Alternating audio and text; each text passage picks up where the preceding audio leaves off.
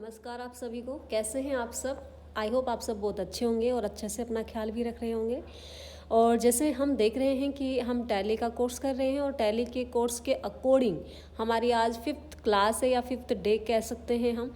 तो इसके अकॉर्डिंग हम पढ़ रहे हैं और आज हम cost centre and cost category के बारे में पढ़ने वाले हैं, जो कि special and most important session होने वाला है। तो इसको बहुत ही ध्यान से आप लोग देखिएगा ताकि आप अच्छे से कॉस्ट सेंटर कॉस्ट कैटेगरी के अकॉर्डिंग एंट्री को कर पाएँ और समझ पाएँ कि ये है क्या और किसके अकॉर्डिंग इनका इस्तेमाल किया जाता है, कहाँ का किस तरह की एंट्री इनके अकॉर्डिंग की जाती है। तो उसके लिए हम क्या करेंगे, यहाँ पर मैंने कुछ आपके पास डिटेल्स लिखी हुई है, तो हम क्या करेंगे उन डिटेल्स को पढ़ लेंगे एक बार। और हाँ, चैनल को सब्सक्राइब जरूर करें जो भी आज नए जुड़ रहे हैं, ताकि नोटिफिकेशन उनके पास टाइम से पहुँच पाए और वो कोर्स कंप्लीट कर पाए अच्छे से। ठीक है, तो चलिए फिर देख लीजिए।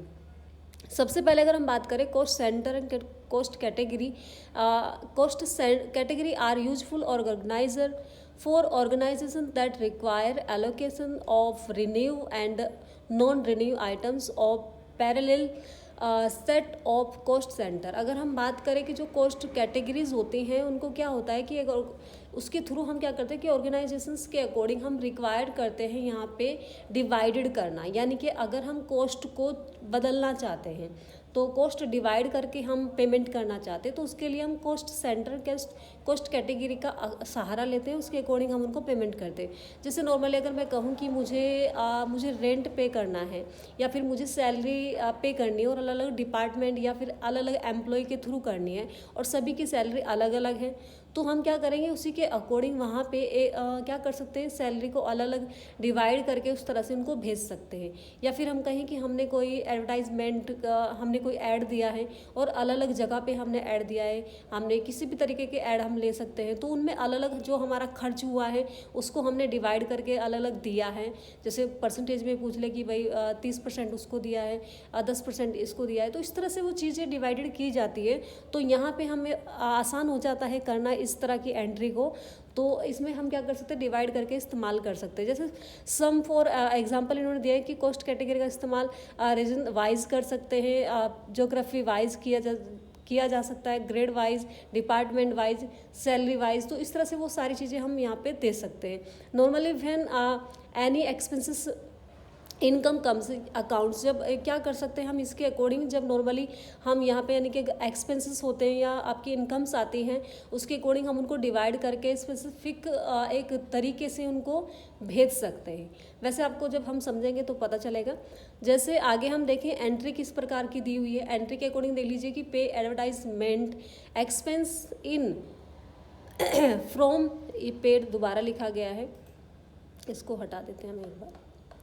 Paid expenses from SBI of rupees कितना है, 21,000 रुपीज़ है यहाँ पे, but it also given the that the expense is actually divided. देखिए जैसे यहाँ पे बात आई है कि ये 21,000 रुपये तो पेमेंट करना है एडवर्टाइजमेंट एक्सपेंस के लिए, लेकिन वो क्या किया गया है, डिवाइड किया गया है। ठीक है, तो एक्सपेंसेस को डिवाइड कर दिया गया है, divide in number for ad media के अकॉर्डिंग। जैसे टीवी ऐड के लिए हमने 15,000 दिए हैं, पेपर ऐड के लिए 4500 दिए हैं, लोकल ऐड के लिए 1500 दिए हैं, तो सब डिवाइड हो गया, अलग अलग हो गया। तो इसको किस प्रकार से एंट्री करनी पड़ेगी हमें, ये हम देखेंगे। नेक्स्ट एंट्री एक और है हमारे पास, पेड टेलीफोन चार्ज, हमें टेलीफोन चार्ज पे करना है जो कि कितना है, 40,000 रुपये है, अगेंस्ट फोर टेलीफोन नंबर, यानी कि 4 टेलीफोन नंबर के बिल हैं जिनको हमें देना है। जैसे एक नंबर यहाँ पे है कि 10,000 हमें इस वाले नंबर पे देना है और 10,500 हमें इस नंबर पे देना है, एंड थर्ड नंबर पे हमें 12 देना है और फोर्थ नंबर पे हमें कितने देना है, 7500 रुपये देना है। तो ये सब डिवाइड कर दिए गए हैं थ्रू SBI, मान लिया वो जिसके भी थ्रू आप देना चाहते हैं वो यहाँ पे दे दिया गया है आपका। तो इस तरीके से एंट्री आपको देखने को मिल जाएगी। ठीक है, तो चलिए फिर देख लेते हैं किस प्रकार से करना है हमें। उसको करने के लिए हमें टैली में जाना पड़ेगा, जो कि मैंने पहले से ओपन की हुई है। अब यहाँ हमें कुछ ऑप्शन यस या नो करने पड़ते हैं इसके लिए, ताकि हम यहाँ पे कॉस्ट सेंटर और कॉस्ट कैटेगरी को ले पाए। ठीक है, क्योंकि पहले से उपलब्ध नहीं होते, उनको आपको ऑप्शन यस या नो करने पड़ते, तभी वो आपके सामने वहाँ पे शो होता है। तो इसके लिए हमें क्या करना है, यहाँ पे आप देखें इस साइड में लिखा भी होगा आपके सामने, यहाँ पे फीचर्स पे जाना पड़ेगा। तो फीचर्स के लिए F11 आप प्रेस करते हैं, आप चाहें तो उसको क्लिक कर सकते हैं डायरेक्ट, या फिर F11 प्रेस भी कर सकते हैं डायरेक्ट। अब यहाँ से हमें जाना है अकाउंटिंग फीचर्स में। अकाउंटिंग फीचर्स में जाने के बाद एंटर बटन प्रेस करेंगे और हम कहाँ आएंगे, हम देखिए यहाँ पर पहुँच जाएंगे। ये है आपके पास कॉस्ट प्रॉफिट सेंटर मैनेजमेंट, और यहाँ पे सेकंड नंबर का जो हमारे पास लिखा हुआ है मेंटेन कॉस्ट सेंटर, इस वाले ऑप्शन को हमें क्या करना है, यहाँ से यस करना है।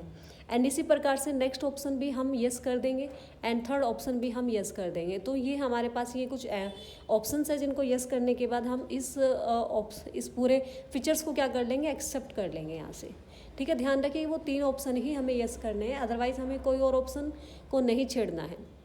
अब यहाँ से एक्सेप्ट करेंगे एंड बैक हो जाएंगे। बाहर आने के लिए एस्केप बटन आप प्रेस कर सकते हैं।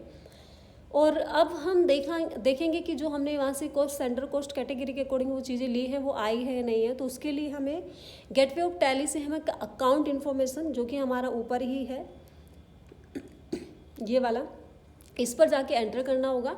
और यहाँ से देखिए आपके पास 2 ऑप्शन बढ़ रहे हैं। पहले आपके पास ग्रुप एंड लेजर होते थे, इस बार हमारे पास क्या है, कॉस्ट कैटेगरी भी आ गया, कॉस्ट सेंटर भी आ गए। तो हमें क्लिक करना है, फिलहाल हमें कॉस्ट कैटेगरी बनाना है। तो कॉस्ट कैटेगरी बनाने के लिए हम यहाँ पर एंटर कर देंगे एंड क्रिएट करेंगे।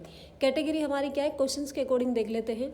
जैसे यहाँ पे पहला ही क्वेश्चन हमारे सामने क्या दिया हुआ है कि हमें एडवर्टाइजमेंट एक्सपेंस करना है। तो हमें जो हमारी कैटेगरी होगी